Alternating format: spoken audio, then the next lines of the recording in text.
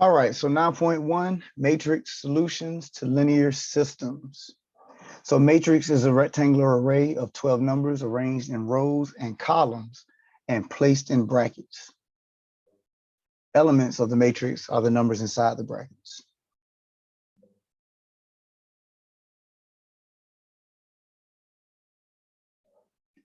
All right, so we can have a system of equations, and we're going to explore having more than two, having three. We don't get into four, but you could have four. We have three, we have x, y, and z. So we have 3x plus y plus 2z equal to 31, y plus 2z equal to 19, z equal to 4. So if we wanted to convert this to an augmented matrix, this would be what we do. What we're going to do is just write down each one of the coefficients. If we don't see a letter, then we represent that with a 0. And then we draw a line, a vertical line, and then those would be the values to the right of our equal sign. So that's why we have 3, 1, 2, then the line 31. Here, there's no x, so 0 for the first term, 1, 2, and then 19, and then no x or y. That's why we have 0, 0, 1, and 4. All right, this top row, first row is considered row 1, R1. Second one is row 2, R2. Third one would be row 3, or in other words, R3. So that's how you would convert to an augmented matrix.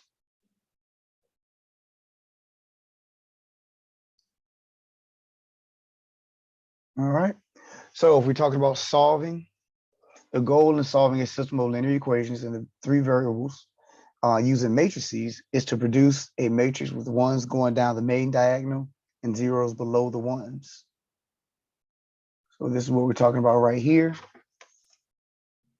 So these can be any number that's above the one, but we're talking about below the ones, zeros, and you see our main diagonal is what I circled in red. So we want all those to be ones, everything below the ones to be zeros, and then everything above the ones, we will, work with those. We'll do something with those. So the goal is solving a system of linear equations in three variables using matrices. Once again, is to produce a matrix with ones going down the main diagonal, zero below the ones. Write that E better.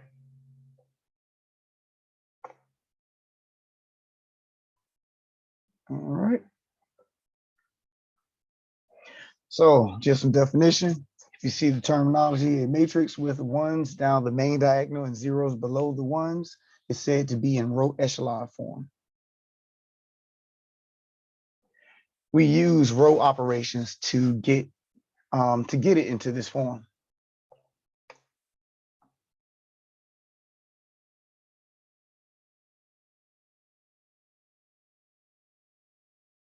All right, I think I want to say get the matrix in this form.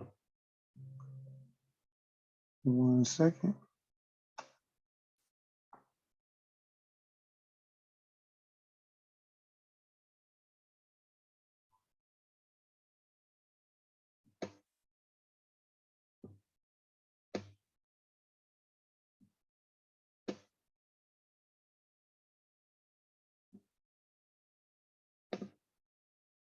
All right, so there we go. We use row operations to get the matrix in this form.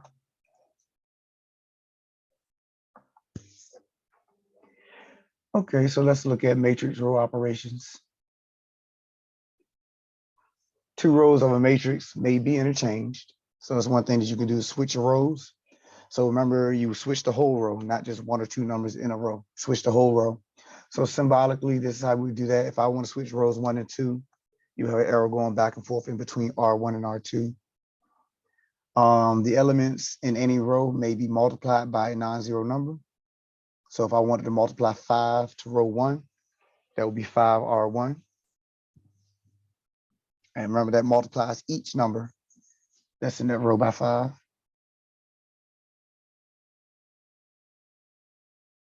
And then the third thing, the elements in any row may be multiplied by a non-zero number, and these products may be added to the corresponding elements in another row. So if I wanted to do 5 times R1 plus R2, I can do that. So that means I would multiply row 1 by 5 and then add it to row 2.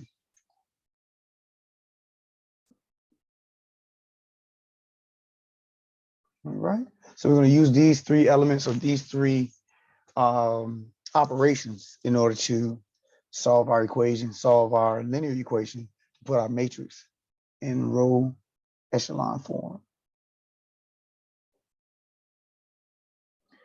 Okay, so the first one we have 3x plus y plus 2z equal to 31, x plus y plus 2z equal to 19, x plus 3y plus 2z equal to 25. So the first thing we want to do is to convert it to a matrix. So all we did was we took each one of our coefficients and wrote those numbers into the matrix. Everything to the right of an equal sign goes to the right of this bar right here. All right. So that's why we have 3, 1, 1, 1, 1, 3, 2, 2, 2, and then 31, 19, and 25. Now we have our x values here, y values here, and z's here.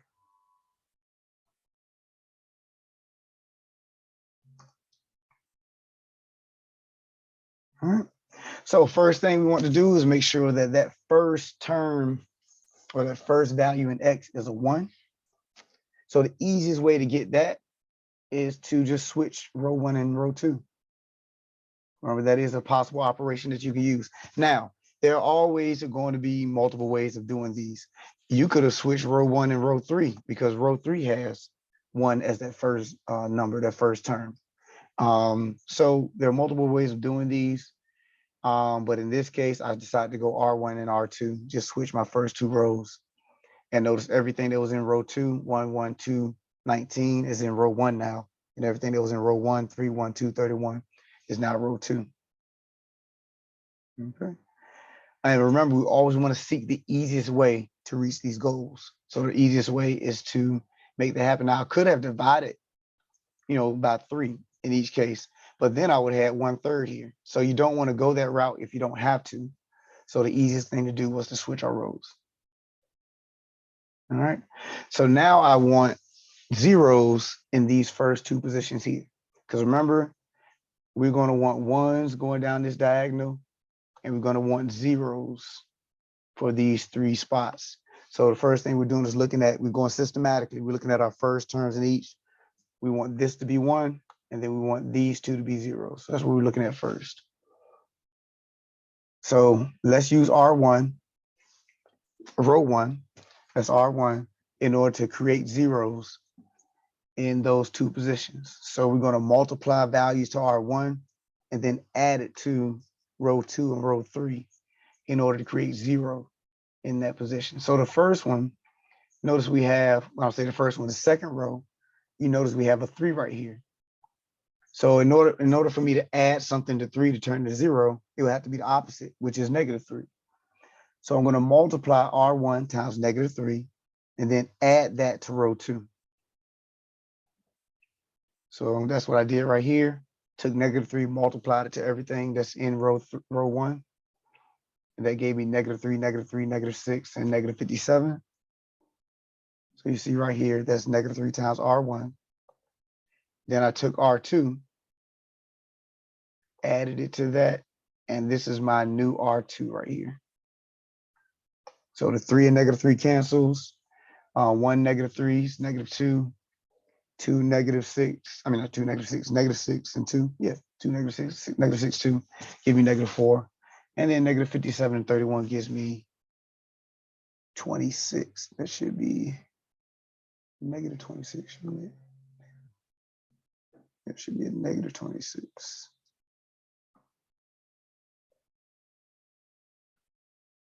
All right. Do the same thing for R1. Now I want to get -1. So if you go back to our comparison, I have a 1 right here. So that means I need a -1. All right. So that's the case here. I multiply R1 times -1. And then I add it to row 3 and I get 0, 2, 0, 6.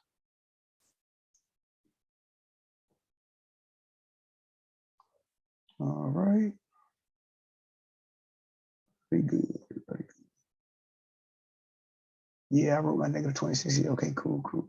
All right, so my new matrix is using these two new rows. I have 1, 1, 2, 19, my original first row. Second row, -2, -4, -26. We have a 0 in that first position, which is what we needed. Then for our third row, 0, 2, 0, 6.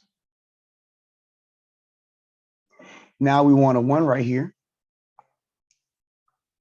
So we're going to multiply each term in row 2 by -1/2. So that when we multiply it times this, that'll give me a +1. So that's what we did right here. And notice that gives me 0, 1, 2, 13.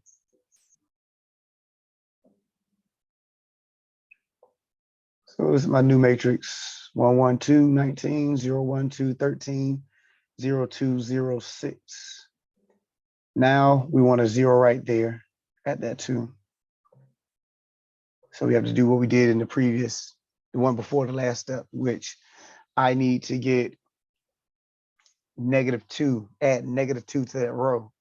So I'm going to take row 2, multiply it times -2, and add it to row 3. So that's what we did here. -2 times row 2 is 0, -2, -4, -26. Add that to row 3. So we have 0, -2 and +2 gives me 0, -4 and 0 gives me -4, -26 and 6 gives me -20. So that's my new row 3. So my new matrix: 1, 1, 2, 19, 0, 1, 2, 13, 0, 0, -4, -20. Now we want a 1 here, because remember, that's what we need down that main diagonal. We need 1s going down the main diagonal. So we'll divide by -4 or multiply by -1/4. And that'll give me 0, 0, 1, 5. So multiply by -1/4, same thing as divided by -4. And here's my new matrix. And I'm done dealing with matrix stuff as far as this problem is concerned, because I have my 1s going down my diagonal, and I have 0s under each one of my 1s. So we have 1, 1, 2, 19, 0, 1, 2, 13, 0, 0, 1, 5. Now I can convert it back to my linear equations. That gives me 1x plus 1y plus 2z equal to 19, 1y plus 2z equal to 13, and 1z equal to 5. And now I can back substitute into R2 to find the solution for y, because we already have z.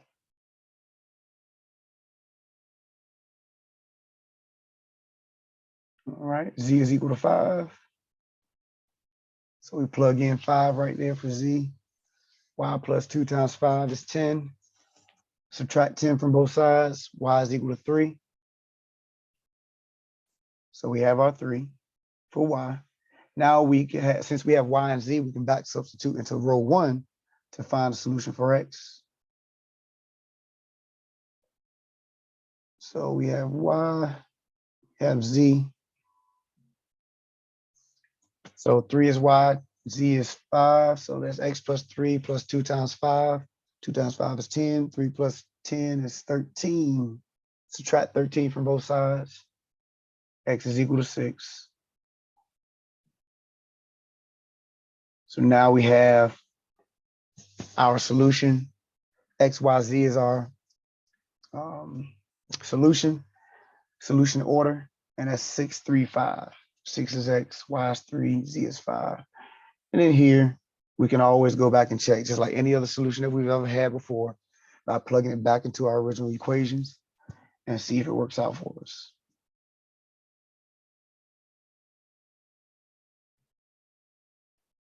All right.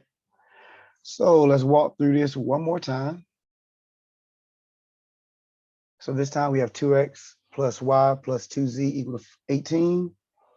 X minus y plus 2z equal to 9. X plus 2y minus z equal to 6. Once again, the first move is to convert it to a matrix using the coefficients of each: 2, 1, 2, 18, 1, -1, 2, 9, 1, 2, -1, 6. See, we have our rows here, row 1, row 2, and row 3. So now, just like before, we want that first term to be 1. So I went ahead and switched row 1 and row 2 once again, because I have a 1 right here. So I just switched them. So row 1, 1, -1, 2, 9. Row 2, 2, 1, 2, 18. All right, so I need these two values to be 0. Remember, if I'm going to add it to this row, I need it to be -2. So I'm going to multiply -2 to row 1 and then add it to row 2. So -2 times row 1 is -2, 2, -4, -18. Add that to row 2, I'll get 0, 3, -2, and then 0, -18, and +18 is 0. So the same thought process in the next one, I need to add -1 to this third row. So I need to multiply -1 to row 1. So it'll be -1, +1, -2, -9. Add that to row 3. And that'll give me 0, 3, -3, -3. All right. Here's our new matrix.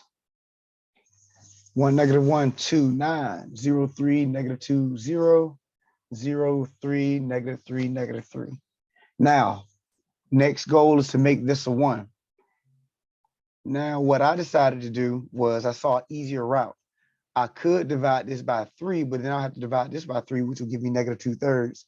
And I don't want a fraction if I don't have to deal with it. So I switched row 2 and row 3, because when I divide all of these 3 by 3, they will all divide evenly. So you do want to look ahead before you start making moves and see what would be in your best interest. What would be the most efficient move to make? Am I going to create fractions or decimals for myself if I don't have to? All those type of things should come into play. So I'm going to switch row 2 and row 3. So now row 2 is 0, 3, -3, -3. Row 3, 0, 3, -2, 0. And now I still want to get 1 here. So what I'm going to do is multiply each number there by 1/3. That means divide by 3. And my new row 2 is going to be 0, 1, -1, -1. So now my new matrix, 1, -1, 2, 9, 0, 1, -1, -1, then 0, 3, -2, 0. Now I need to turn that into a 0. So I'm going to multiply row 2 by -3. So I can cancel out that 3, that +3. So multiplying row 2 by -3 gives me 0, -3, +3, +3. Add that to row 3, and that gives me 0, 0, 1, 3.